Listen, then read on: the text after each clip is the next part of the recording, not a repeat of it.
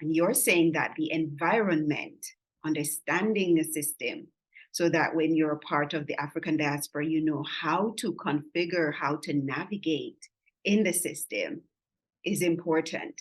But I would say make sure you understand yourself. What I think about thinking, your own metacognitions. What am I thinking about? How do I approach a situation? Yes. What am I able to hold different perspectives on that particular situation, this particular context, this particular work environment, this particular society that I live in, understanding the nuances of people's, probably their thinking and how structures and systems are set up to advance me or to limit me, if that's how I perceive it. What other ways could I look at things? How else might I view what I see happening around me? Okay, so psychology plays that key role in terms of just even looking at your thinking, that key role in saying, right, what is the mindset? What is the perspective that I am taking to this situation? I still will come back to it. When I first, for example, arrived in this country, I met others of my compatriots, okay? And they gave warnings. They were like, it's practical. It's practical and realistic, okay? But there is something about what's happening in your inner world, what's happening in your mind that needs to be coupled with what others might be saying to you to help you navigate what's right. So I'll give you this little story to explain. So when I came and I met my compatriots, they said to me, you know, the system will limit you in this way. People will view you in that way. There will be. When I went into meetings, went into interviews, went into conferences, whatever, did not take any of those limiting beliefs with me or those limiting thinking or thoughts or other people's experiences with me. I just brought myself, bubbly, sunshine, Anecha. And we're going to have conversation and I'm going to share my views and I'm going to ask questions if I don't know what you're saying and I don't understand what you're talking about. I don't carry the baggage. I don't want the chip on my shoulder to say, oh, yes, they did say they're going to treat me this way and they did say I'm to expect that. And those looks might mean this and people might not allow you to. No, if I need to speak, I'm going to say, excuse me, and express myself. So that's a part of the mindset. Do not take on other people's experiences and expect them that, it should be yours. Sufficing to say, I'm not discrediting that these are realities. So there were practical examples that were given. So there was one individual that says, do not stay in the same environment for too long. Shift.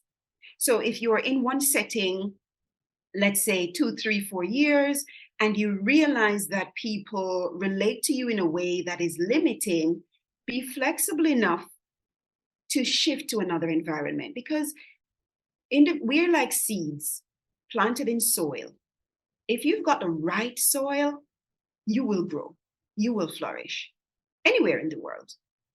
If you are in the soil that doesn't allow you to shine, doesn't allow you to have the nutrients that you need, the affirmation, the respect, the recognition, the sense of belonging, all the other social related issues, you're going to be limited.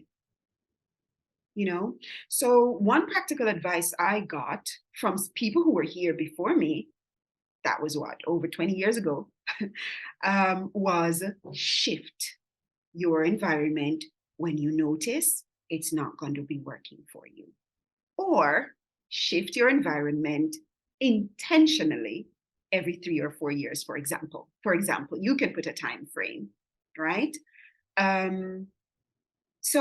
Yes, I think those are some of the things that on the practical side, looking at coping psychologically or just coping, understanding that what I'm thinking in my mind, and yes, the system itself has some issues, but if I change my own perspective around it, and become a bit realistic, possibly shifting if I have to, learning something here, putting myself in a position where I can take that knowledge. That's important.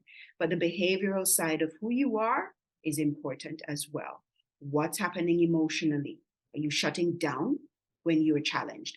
Are you going into fight, flight, freeze when stresses come? Yes. If a colleague challenges you or gives you the look, that look, yeah, do you freeze and decide, I'm not going to engage in this meeting, I'm not going to participate, I'm not doing anything, I don't think I belong, maybe my ideas? Or do you run away? I'm leaving this job tomorrow. Or do you fight? You got to become aware of your emotions, how they are impacting your behavior. So here's the cycle for me: belief, what's going on there?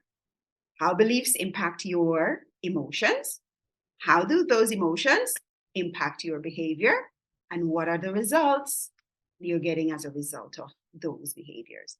So the thoughts impact the emotions impact the behavior gives you the result. All right, that's great. Now, how do you tell your coachee how to discern this information and then take action? Because now I want to believe that it is very important that we have those experiences. Because I believe that there are two ways to learn. One is to learn through your experience. The other is to learn through the experiences of others. And learning is very important.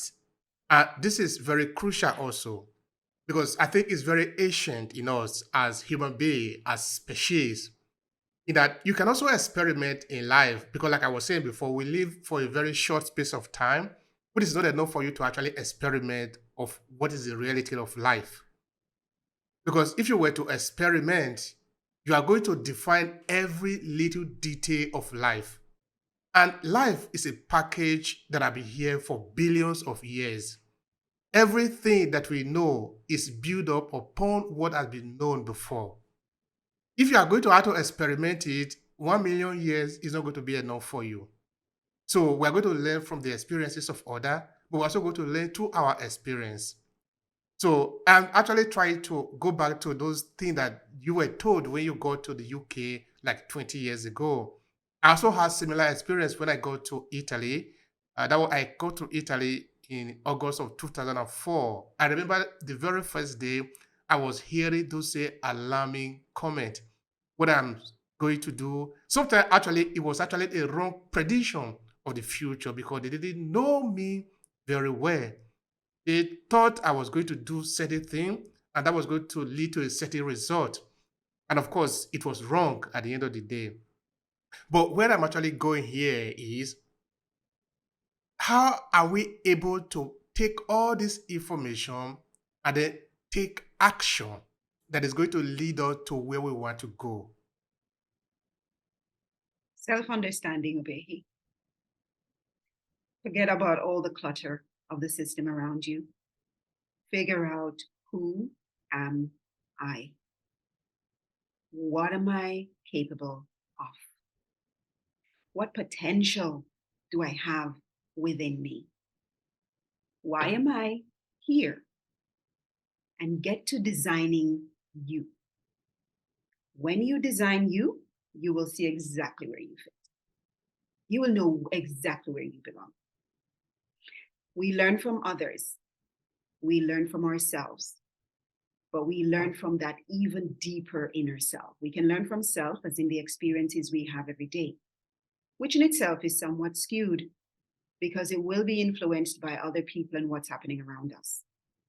But if you can create space to go inside, to focus on that third learning person within you, the third person to learn from, the Godhead within you, it will begin to explain to you, express to you who you are and what things you should be connecting with, where you should be and what you should be doing.